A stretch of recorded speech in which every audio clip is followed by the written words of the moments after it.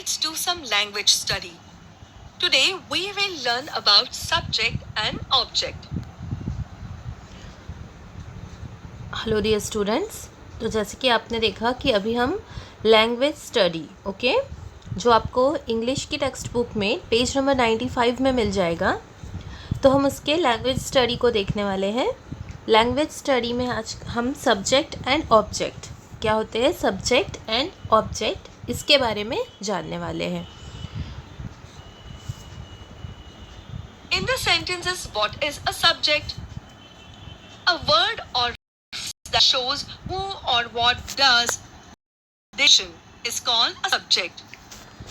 तो क्या कहा गया है यहाँ पर, सब्जेक्ट किसे कहते हैं, सब्जेक्ट। देखिए वहाँ उसकी डेफिनेशन है कि अ वर्ड और फ्रेज दैट शोज हु और what does did the action, okay, कि इज कॉल्ड अ सब्जेक्ट। कि जो सेंटेंस होता है वहाँ पर ऐसा शब्द या ऐसा कोई फ्रेज जो ये बताता है कि जो एक्शन है, जो काम है, वो किसके द्वारा किया गया है, उसे सब्जेक्ट कहा जाता है लैंग्वेज स्टडी में। ओके, सब्जेक्ट का मतलब यहाँ पर विषय नहीं होगा, जो हम बोलते हैं कौन सा पीरियड है, कौन सा सब्जेक्ट है, वो चल रहा है। सेंटेंस में यहाँ सब्जेक्ट का मीनिंग कि जो एक्शन करता है, जैसे हिंदी में हम कर्ता कर्ता कहते हैं, वो है यहाँ पर सब्जेक्ट।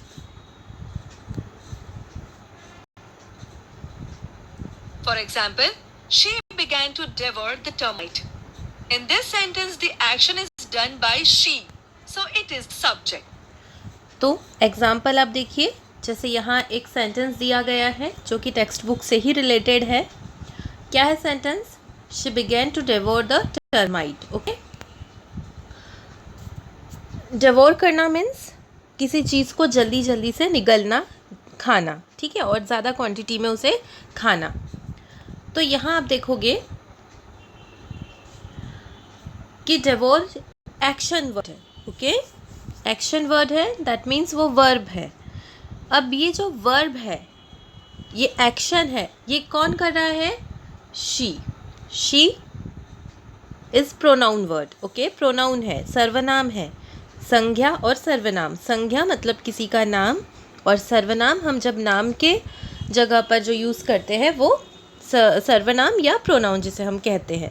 तो यहाँ जो डेवोर है, एक्शन है जो डेवोर का, वो कौन कर रहा है? शी। मतलब कोई फीमेल के बारे में बता रहे हैं कि कोई फीमेल है, वो किसी का नाम नहीं है, नाम के प्लेस में सर्वनाम शी का यूज़ किया है, इसीलिए यहाँ पर लिखा हुआ है वो हमारा सब्जेक्ट है। ओके, कौन कर रहा है? शी कर रही है, कोई फीमेल है, कोई लेडीज़ है, वो कर रही है। ओके, यहाँ पर जो ये लेसन है, यहाँ पर डेवोर द टर्माइट्स, यहाँ पर जो फीमेल पैंगोलिन है वो टर्माइट्स को डेवोर कर रही है जल्दी जल्दी, ठीक है। तो यहाँ पैंगोलिन के नाम को ना लिखते हुए वहाँ पर शी यूज़ किया गया है, इसीलिए जो है शी हमारा सब्जेक्ट है।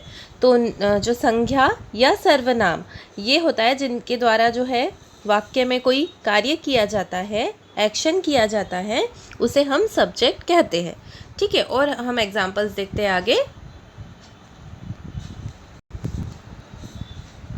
Baby watched the mother. In this sentence, the action of watching is done by baby. So baby subject.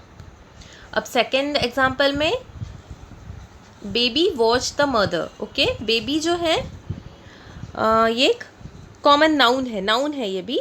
Okay, तो यहाँ पर जो बेबी है वो एक्शन कौन सा कर रही है? वॉचिंग। ओके, जैसे यहाँ सेंटेंस में बताया ही है कि वॉचिंग देख रही है वो अपनी मम्मा को, ठीक है। तो एक्शन ये हो रहा है, बट ये एक्शन कर कौन रहा है? वो ये बेबी कर रही है ना। Action is done by baby. Okay, ये बेबी जो है वो बेबी एक्शन कर रही है, तो जो एक्शन करता है वो हमारा सब्जेक्ट होता है। ओके, एक्शन जो होता है वो वर्ब होता है, बट एक्शन किसके द्वारा किया गया है वो हमारा सब्जेक्ट कहलाता है। Note that non-living things can also be the subject. For example, ball hit the window. Here, the ball is the subject. Now let's do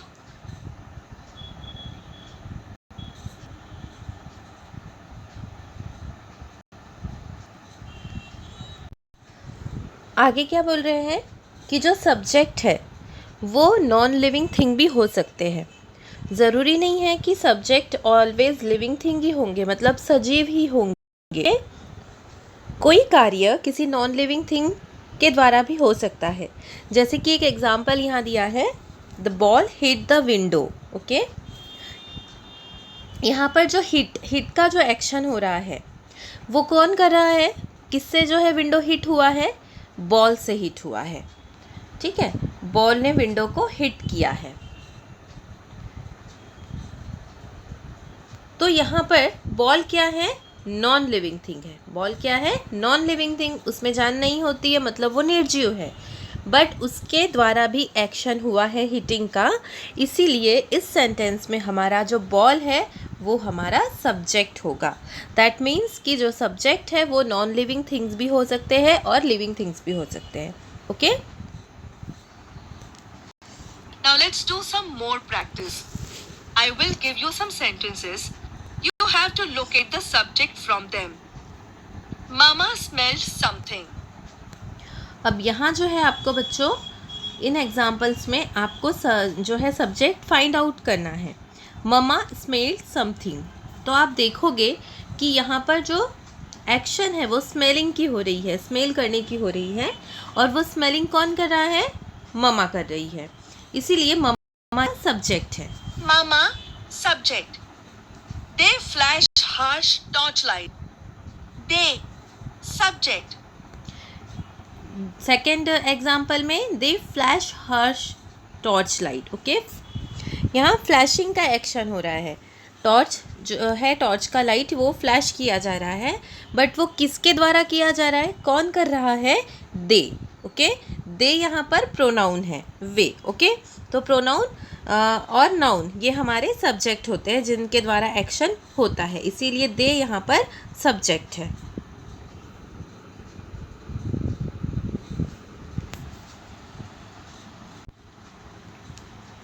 She began to walk steadily. She, subject. We live in India. Subject. अब third and fourth example देखिए, she began to walk steadily.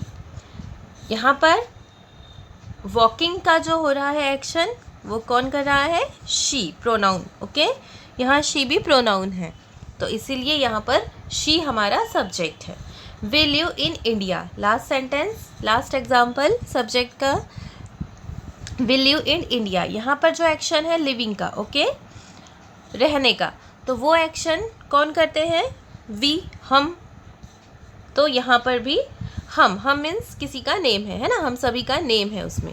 तो noun, in place of noun यहाँ पर pronoun का use हुआ है, इसीलिए यहाँ पर वी जो है वो उसका सब्जेक्ट है। तो आपको एक ही चीज़ याद रखनी है बच्चों सब्जेक्ट में, कि जो भी एक्शन होता है, जो भी वर्ब होता है, वो कौन कर रहा है एक्शन, किसके वो एक्शन हो रहा है, उस एक्शन करने वाले को सब्जेक्ट कहते हैं।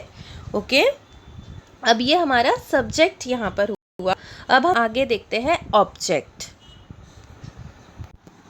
Very good. Now let's study object. A word or phrase that refers to the person, things, etc. affected by the action of the verb is known as object. अब ऑब्जेक्ट के बारे में क्या कहा गया है कि ऐसे वर्ड या फ्रेज जिससे जो है एक्शन जो हो रहा है उसका जिस पर्सन पे या थिंग पर उसका इफेक्ट हो रहा है उसे ऑब्जेक्ट कहते हैं। ओके, जो एक्शन हो रहा है उस एक्शन का जिस चीज़ पे अफेक्ट हो रहा है, वो पर्सन भी हो सकता है, कोई थिंग भी हो सकती है। ओके, तो जिस पर अफेक्ट हो रहा है वो होगा हमारा ऑब्जेक्ट। तो अब हम उसके एग्जाम्पल्स देख लेते हैं। For example, she began to devour the termites. Here, termites is the object. यहाँ पर देखिए, she began to devour the termites. Okay, example same है जो हमने सब्जेक्ट में लिया था। तो एक्शन जो हुआ था वहाँ पर वो सब्जेक्ट था जो एक्शन कर रहा था, जिसे हमने शी बताया था कि शी हमारा जो है वो एक्शन करने वाला है, इसीलिए वो हमारा सब्जेक्ट है। ओके, यहाँ पर डेवोर वर्ब है, एक्शन हो रहा है, और इस एक्शन को किस पर किया जा रहा है? टर्माइट्स पर किया जा रहा है। ओके, उसका प्रभाव टर्माइट्स पर पड़ रहा है, इसीलिए टर्माइट्स हमारा ऑब्जेक्ट है। Baby washed mother. Mother, object. Now spot the sub. अब सेकेंड सेंटेंस में क्या है? Baby watched mother. ओके, तो हमने आपको बताया कि बेबी क्या है? सब्जेक्ट है, क्योंकि उसके द्वारा एक्शन हो रहा है, और एक्शन कौन सा हो रहा है? वॉचिंग, देखने का, तो वो वर्ब हुआ। अब वो एक्शन किस पर हो रहा है? मदर पे हो रहा है, इसीलिए मदर हमारा ऑब्जेक्ट है। तो इस तरह से बच्चों आपको यहाँ पर 3 चीज़ एक साथ हम बता सकते हैं, एक subject, object and verb. Okay, जो एक्शन होता है, जो भी क्रिया हो रही है, वो वर्ब है, उस क्रिया को जो कर रहा है वो सब्जेक्ट है, और उस क्रिया का जिस पर प्रभाव पड़ रहा है वो ऑब्जेक्ट है। Now spot the object in the given sentences. They search for our holes. They, subject. Our holes, object. अब यहाँ पर आपको जो है टेक्स्ट बुक में ही जो है दिए गए हैं सेंटेंसेस, 4 सेंटेंसेस दिए गए हैं, पेज नंबर 95 में लास्ट में आप देख पाओगे। तो वहाँ पर आपको सब्जेक्ट एंड ऑब्जेक्ट ये आपको ढूंढने हैं, स्पॉट करने हैं। ओके, तो जैसे आप ऊपर के सेंटेंसेस देख रहे हो टेक्स्ट बुक में, वहाँ उसे हाईलाइट किया गया है। ओके, तो आपको भी क्या करना है, ऐसे ही जो सब्जेक्ट है उसे जो है रेड कलर से आपको हाईलाइट करना है, और जो ऑब्जेक्ट रहेगा उसे ग्रीन कलर से आपको हाईलाइट करना है, और ये एक्टिविटी आपको अपने नोटबुक में करके मुझे भेजनी है। ओके, तो जैसे एक मैं आपको यहाँ एक और एग्जांपल बता दे रही हूँ कि दे सर्च फॉर अर होल्स। तो यहाँ एक्शन जो हो रहा है वो सर्चिंग का है, और ये एक्शन कर रहे हैं दे, जो कि प्रोनाउन, और उसका इफेक्ट किस पर हो रहा है? वो एक्शन किस पे किया जा रहा है? और होल्स पे, तो वो हुआ ऑब्जेक्ट। तो आगे जो 3 एग्जांपल्स बचे हैं वो आपको कंप्लीट करके मुझे उसका पिक भेजना है बच्चों।